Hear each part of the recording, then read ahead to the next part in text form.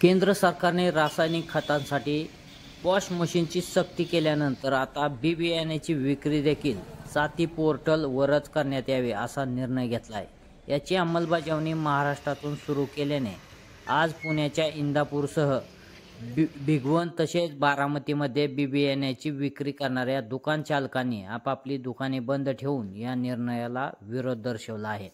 आज संपूर्ण राज्यात या निर्णयाला विरोध दर्शवण्यासाठी बी बियाणे विक्रेते आपापली दुकाने बंद ठेवत त्याच पार्श्वभूमीवर पुण्याच्या बारामती आणि पुरंदर शहरात व्यापाऱ्यांनी आपापली दुकाने बंद ठेवून निषेध नोंदवला आहे। याबाबतचे निवेदन बारामतीचे तहसीलदार गणेश शिंदे यांच्याकडे देण्यात आले आहे। बारामती तालुका ॲग्रो डीलर असोसिएशनने आज राज्यव्यापी संप पुकारला आहे। या मापदा आमचे जे राज्याची संघटना आहे मापदा यांच्या अंतर्गत आम्ही हा संप पुकारलेला आहे।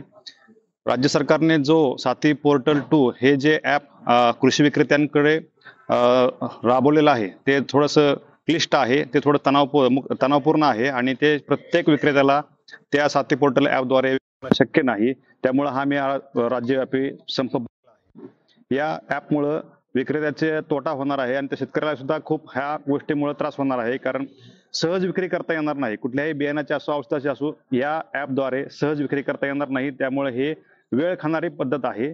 त्यामुळे या ॲपला आम्ही सर्व विक्रेते बंधू विरोध करत आहोत। त्यामुळे हा आजचा राज्यव्यापी बंद पुकारलेला आहे।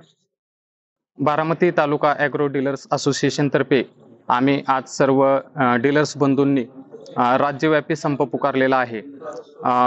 केंद्र सरकारने जो काही साथी पोर्टल फेज 2 हे जे काही ॲप्लिकेशन आहे हे सर्व कृषी विक्रेत्यांवर लादलेलं आहे।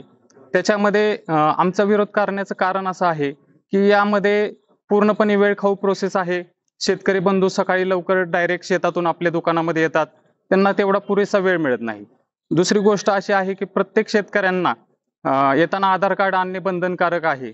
तसेच प्रत्येक छोट्या मोठ्या दुकानांमध्ये ऑनलाईन ॲप्लिकेशन्स नाहीयेत, वायफाय सुविधा नाहीये, लाईटची सुविधा नाहीये। अशा पद्धतीने ज्यावेळेस परिस्थिती उद्भवतात त्यावेळेस आपण शेतकऱ्यांना सेवा देऊ शकत नाही। त्यामुळे आम्ही या साथी पोर्टल फेज 2 ला विरोध करत आहोत।